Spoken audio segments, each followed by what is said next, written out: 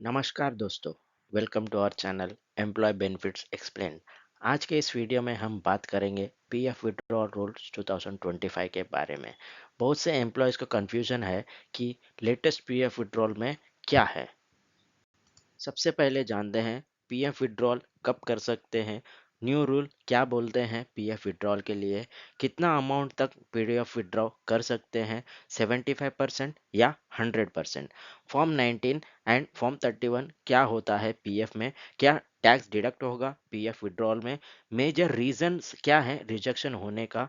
Video and तक देखिए क्योंकि रिसेंटली रूल्स अपडेट हुए हैं, आपको बहुत काम आने वाले हैं अगर आप पीएफ विड्रॉल जानना चाहते हो। अब समझते हैं पीएफ विड्रॉल होता क्या है। ईपीएफ विड्रॉल का मतलब है आप अपने प्रोविडेंट फंड अकाउंट से पैसा निकाल रहे हो फॉर अप्रूव्ड रीजन के लिए। What are the approved reason we will see in this video. PF withdrawal normally तीन सिचुएशन में एलिजिबल होता है। First is unemployment, second is retirement, third essential needs जैसे कि medical, education and marriage. Unemployment withdrawal as per new rule. अब आते हैं सबसे इम्पोर्टेंट चेंज पर। अनएम्प्लॉयमेंट विड्रॉवल पहले रूल ये था, 2 मंथ्स अनएम्प्लॉयड रहने पे फुल विड्रॉल अलाउड था। अब ये रूल अप्लीकेबल नहीं है। न्यू रूल 2025 के अकॉर्डिंग जॉब छोड़ने के बाद आप 75% इमीडिएटली विड्रॉ कर सकते हो। रिमेनिंग 25% पीएफ आप 12 मंथ्स अनएम्प्लॉयड होने के बाद विड्रॉ कर सकते हो। इस रूल का पर्पस है एम्प्लॉय को इमरजेंसी में सपोर्ट मिले बट लॉन्ग टर्म सेविंग्स भी प्रोटेक्ट रहे। अब समझते हैं पार्शियल विड्रॉल कब कर सकते हैं। अब ब्रॉडली तीन कैटेगरीज में पार्शियल विड्रॉल एलिजिबल है। एसेंशियल नीड्स उसमें आते हैं medical, education and marriage. Housing needs उसमें आते हैं घर खरीदने या फिर घर बनाने या फिर होम लोन रीपेमेंट करने के लिए।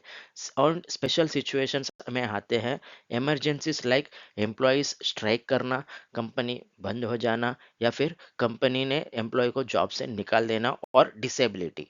इन सब चीज़ों के लिए पार्शियल विड्रॉल के लिए रूल्स काफ़ी सिंपल है एंड एम्प्लॉय फ्रेंडली है। कोई मिनिमम सर्विस कंडीशन नहीं, सेल्फ और फैमिली दोनों के लिए अलाउड है। इमरजेंसी केसेस में फास्ट विड्रॉल होता है, बस कंडीशन ये है आपका केवाईसी करेक्टली अपडेट हो एंड अप्रूव्ड हो ऑन ईपीएफओ पोर्टल में। अगर आप घर के लिए पीएफ यूज करना चाहते हो, मैक्सिमम 90% तक पीएफ विड्रॉल कर सकते हैं। प्रॉपर्टी एम्प्लॉई या स्पाउस के नाम पे होना चाहिए। पीएफ को हाउसिंग के लिए यूज करना अलाउड है लेकिन रूल्स भी फॉलो करना जरूरी है। बहुत लोग कंफ्यूज हैं, एम्प्लॉय शेयर मिलेगा या एम्प्लॉयर शेयर भी। लेटेस्ट रूल के according employ share, employer share and interest तीनों इंक्लूड होते हैं विड्रॉवेबल अमाउंट में। हाँ, कुछ केसेस में ईपीएफओ थोड़ा बैलेंस रिटेन कर सकता है ताकि रिटायरमेंट सेफ्टी बने रहे। अब बात करते हैं टैक्स की, जो बहुत इंपॉर्टेंट है। इसमें दो चीज आते हैं, कंटिन्यूस सर्विस 5 इयर्स के अबो है या कंटिन्यूस सर्विस 5 इयर्स का बिलो है। अगर आपका सर्विस 5 इयर्स के अबो है, irrespective of amount total amount tax free होगा, मीन्स टैक्स नहीं लगेगा। बट आपका सर्विस 5 इयर्स का बिलो है और आप 50,000 के अबो विड्रॉ करना चाहते हो तो टीडीएस 10% डिडक्ट होगा, बैलेंस अमाउंट आपके बैंक अकाउंट में क्रेडिट होगा। अब समझते हैं कंटिन्यू सर्विस क्या होता है। कंटिन्यू सर्विस में ओनली करंट एम्प्लॉयर का सर्विस ही नहीं, प्रीवियस एम्प्लॉयर का भी सर्विस काउंट होता है। बट आपका प्रीवियस एम्प्लॉयर का फंड करंट एम्प्लॉयर के पीएफ स्टेटमेंट में ट्रांसफर होना चाहिए। ईपीएस और ईपीएफ अलग अलग होते हैं। ईपीएस का पर्पस है रिटायरमेंट के बाद मंथली पेंशन मिले, इसलिए जब भी पॉसिबल हो ईपीएस को विड्रॉ ना करके प्रिजर्व करना बेटर होता है ताकि फ्यूचर में पेंशन मिले at the time of retirement. Pension withdrawal कब एलिजिबल होता है, कितना एज तक पेंशन मिलेगा या मेंबर का डेथ होने के बाद नॉमिनीज मींस स्पाउस या माइनर चाइल्ड को कितना एज तक पेंशन मिल सकता है, विड्रॉवल प्रोसेस क्या है एंड कौन सा फॉर्म फिल करना रहता है, जानना है तो प्लीज कमेंट में लिखिए। उसके लिए मैं एक सेपरेट डिटेल वीडियो बनाता हूँ पेंशन के लिए। विड्रॉल प्रोसेस बिल्कुल सिंपल है। ईपीएफओ पोर्टल पर लॉगिन कीजिए, Aadhaar, PAN and bank KYC approve होना चाहिए। ऑनलाइन अप्लाई कीजिए, form 19 for full PF withdrawal, form 31 for partial PF withdrawal. Mostly claim online ही सेटल हो जाते हैं।